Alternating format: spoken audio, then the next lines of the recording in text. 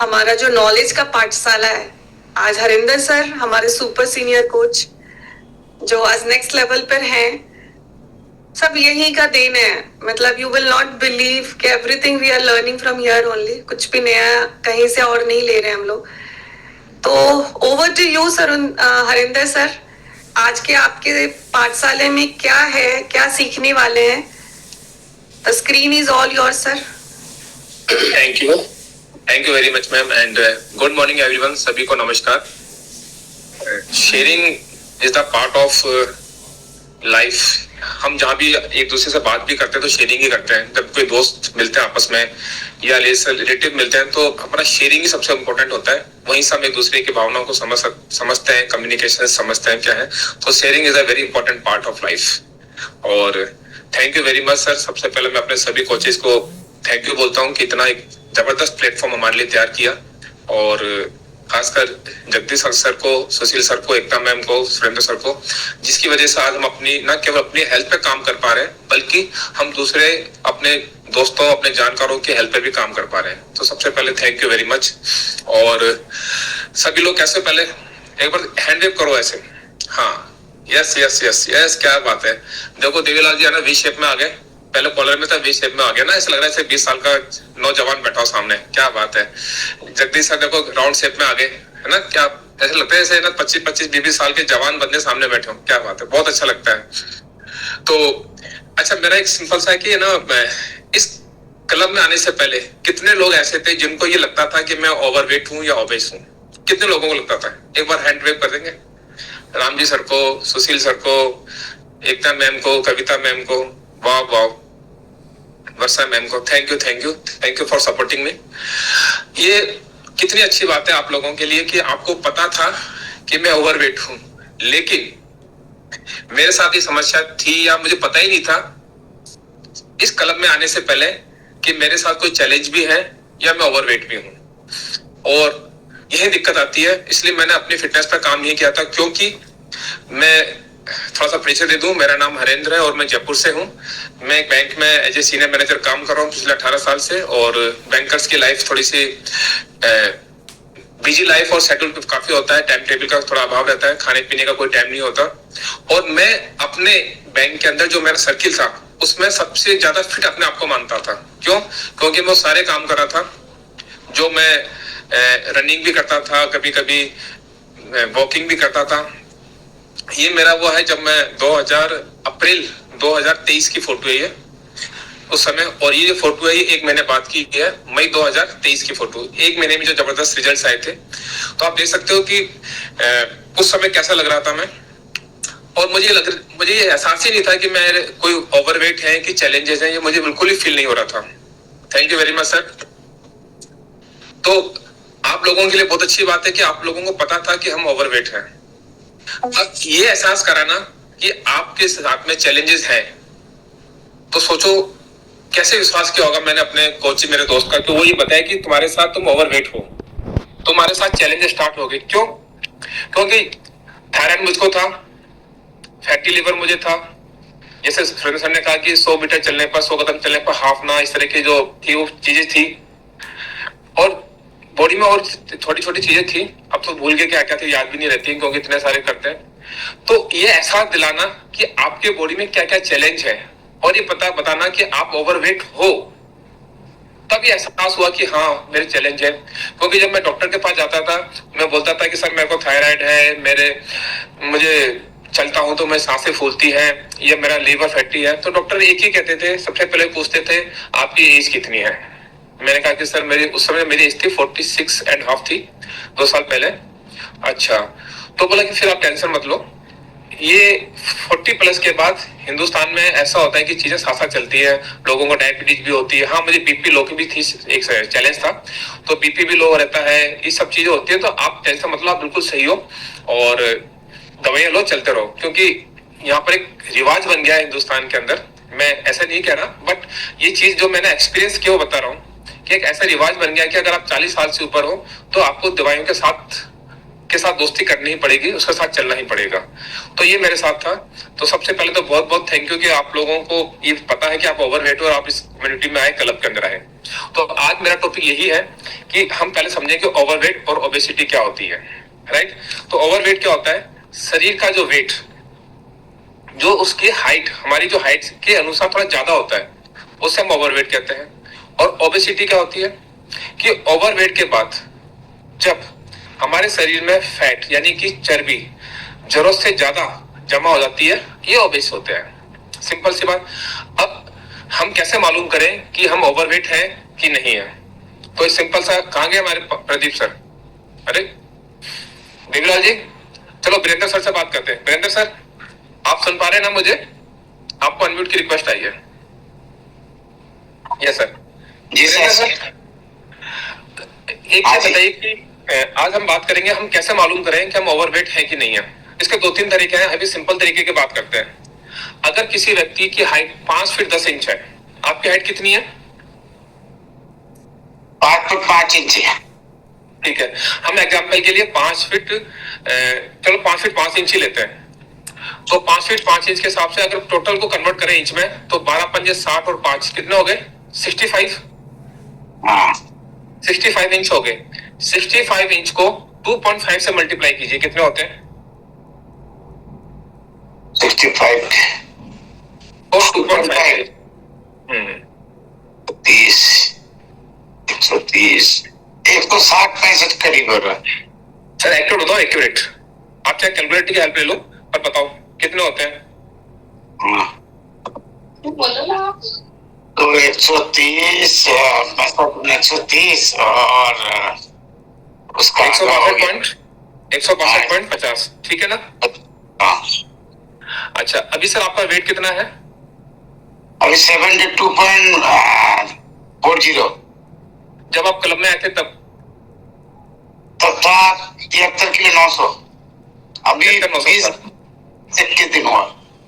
ठीक है, अब आपका वेट था 73,900, यानी कि मोटा मोटा 74 मान लेते हैं राउंड फिगर के अंदर। और आपकी जो हाइट है सेंटीमीटर में, मैं सभी के लिए कह रहा हूं, और इनकी हाइट है 162.50। अब उसमें से आप 162 में से 105 माइनस कर दीजिए, कितने बचे? आवाज थोड़ा कटआउट आ रहा है। आवाज नहीं आ रही मेरी? अब आ रहा है, पहले कटआउट आ रहा था बीच में। ठीक है, ठीक है। 162 में से 105 माइनस कर दीजिए, कितने बचे? 162 में से 105 तो ये हो गया ना सर 57। यानी 57 को आप राउंड फिगर में 58 मान लेते हैं। यानी कि आपका जो आइडल वेट होना चाहिए वो होना चाहिए 58।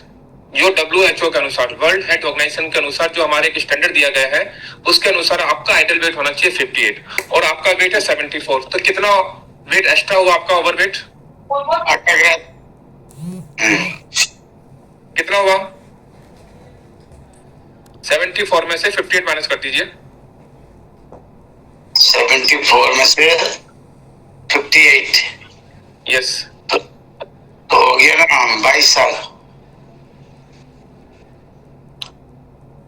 74 में से 50। एक बार दोबारा देख लो। 74 में से 58। 74 है ना, 74 में 58 माइनस 60 करीब 74 58 माइनस कर दो। देखो 58 में 2 जोड़ो 60 हो गए, 2 किलो ही हो गया।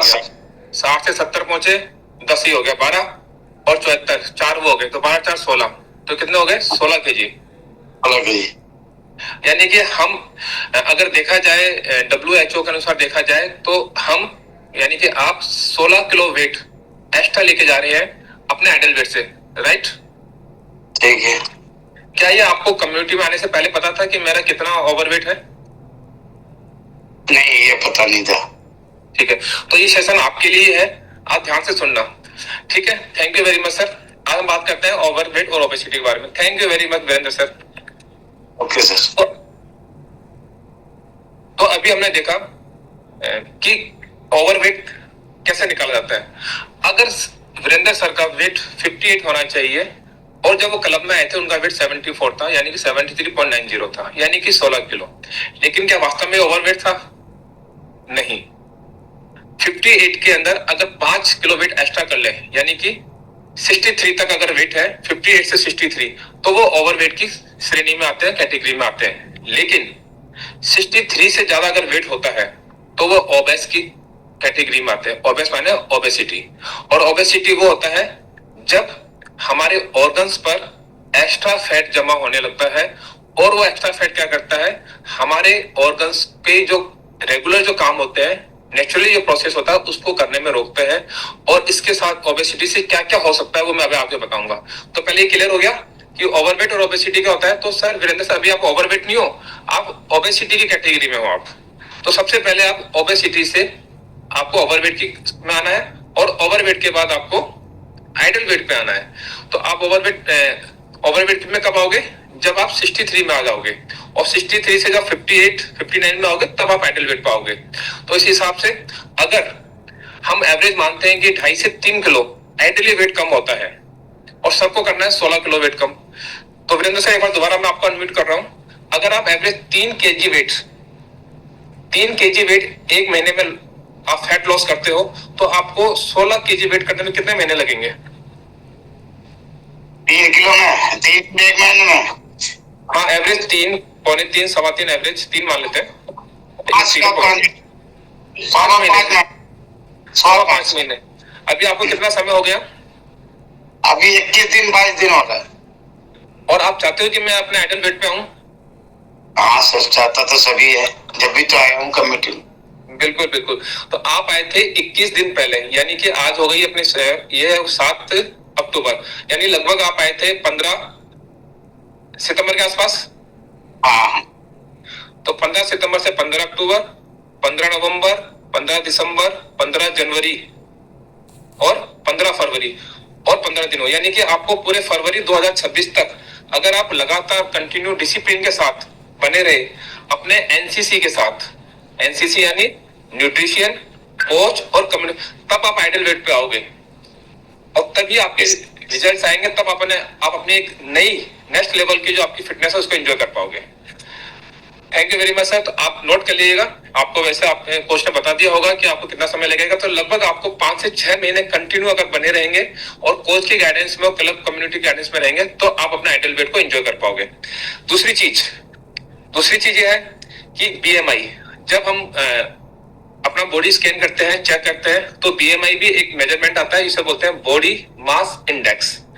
अब बॉडी मास इंडेक्स में जो आपका फिगर, आपके जो रेशो है जो कि हाइट और वजन को लेके होता है, अगर 18.5 से 24.9, इसको लिख लो, इंपॉर्टेंट है। गीता मैम आप नोट कर लीजिए, 18.5 से 24.9 अगर बीएमआई आ रहा है तो आप नॉर्मल रेंज में आते हो, यानी कि आप बिल्कुल लाइफ को एंजॉय कर सकते हो। लेकिन 25 से लेकर 30 के बीच में अगर आपका बीएमआई मेजरमेंट आ रहा है, रेशो आ रहा है, तो आप ओवरवेट की कैटेगरी में आ गए। और 30 से ज्यादा आता है तो वही आप ओबेसिटी की रेंज में आ गए। ये फिगर्स मैं क्यों बता रहा हूं? मैं इसलिए बता रहा हूं कि आप में से बहुत से लोगों ने हैंड रेज किया था कि हमें पता है कि हम ओवरवेट हैं, लेकिन जब मैं इस कम्युनिटी में आया था तो मुझे नहीं पता था कि मैं ओवरवेट हूं या मेरे साथ कोई चैलेंज है। तो ये मेरे लिए बहुत इंपॉर्टेंट था ये जानना कि हम कैसे निकाल पाते हैं कि मैं ओवरवेट हूं कि ओबेस हूं। लेकिन केवल बीएमआई प्रॉपर हम नहीं कह सकते, इसके अलावा कुछ मेजरमेंट्स और होते हैं जो कि मसल्स और फैट के रेशो को लेके होते हैं, जिसमें विस्तर फैट होता है, अलग टॉपिक है, उसके बारे में अपन डिस्कस करेंगे मेटाबॉलिज्म को लेके।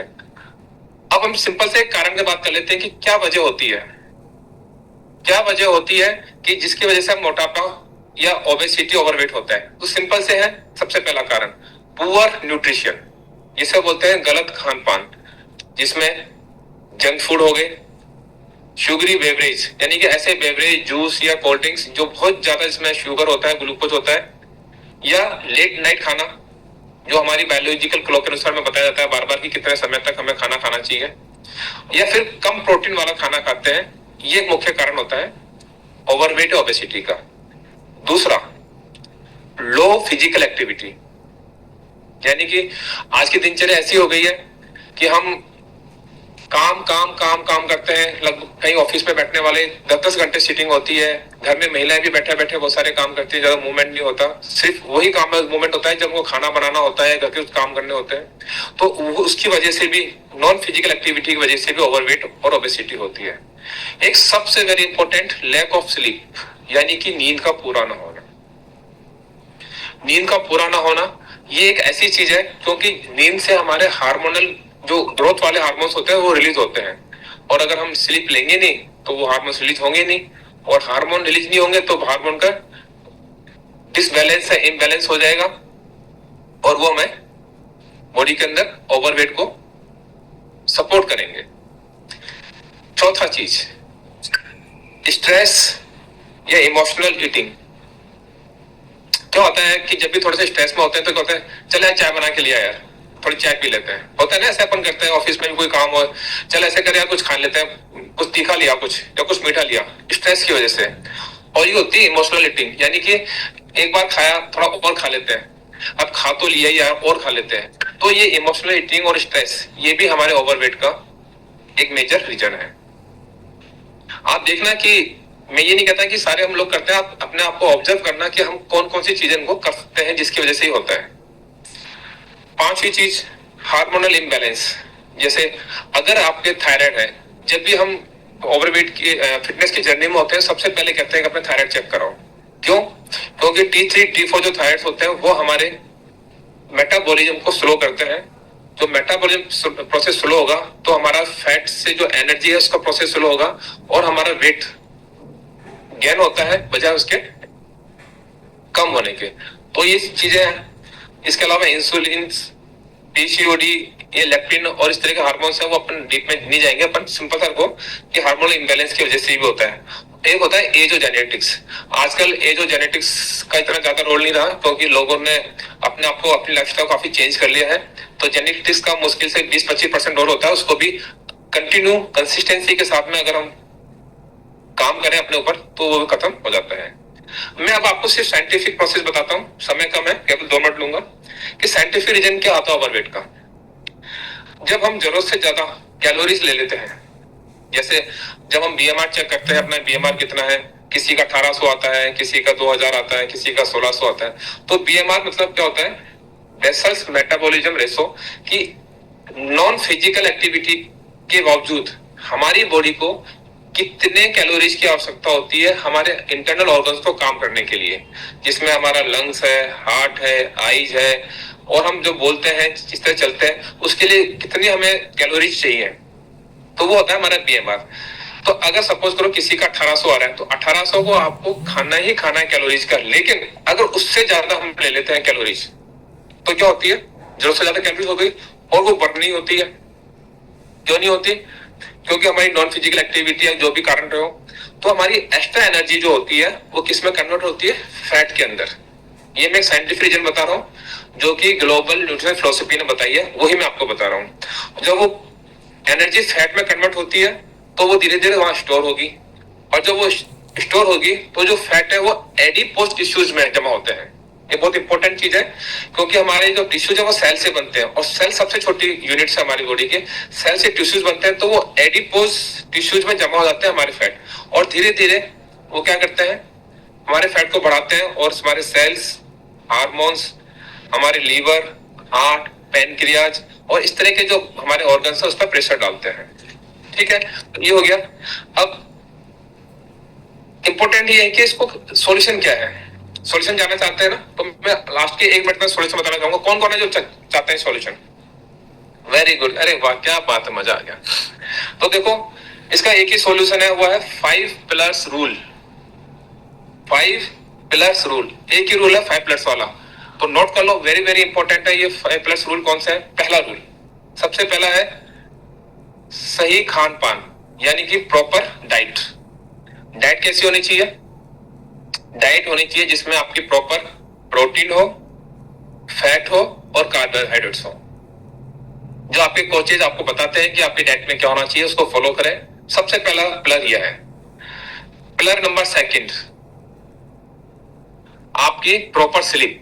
7 से 8 घंटे नींद आप लें, और कोशिश करें 10 से 5 के बीच में रात को 10 से 5 के बीच में 7 घंटे की नींद प्रॉपर लें। ये है सेकंड पिलर। थर्ड पिलर, सही हाइड्रेशन। अपने पानी पीने का नियमित सेवन। इतना पानी पीना है, 20 किलो वेट पर 1 लीटर पानी कब कब कितना कितना पीना चाहिए, वो आप प्रॉपर रखें। हाइड्रेशन बहुत बहुत जरूरी है।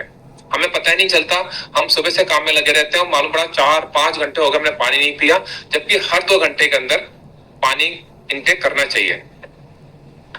तीसरा, बॉडी मूवमेंट। कोशिश करो कि हर आधे घंटे में बॉडी हमारी मूवमेंट करती रहे। वर्कआउट तो हम करते ही हैं, वैसे कहते हैं कि एक हफ्ते के अंदर, मतलब कि एक दिन में 40 मिनट आपको वर्कआउट करना चाहिए और एक हफ्ते में 5 घंटे का वर्कआउट करना चाहिए।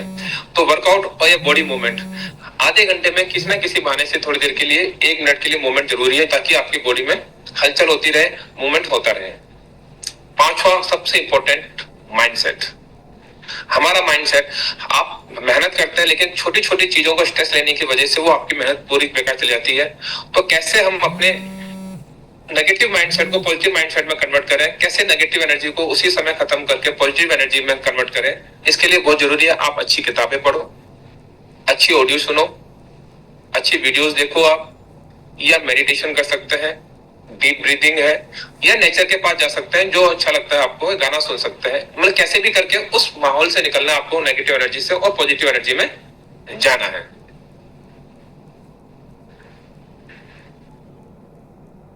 और ये आपको जो मैंने बताया 5 पिलर रूल्स, इसको नोट के लिए, ये वेरी वेरी इंपॉर्टेंट है।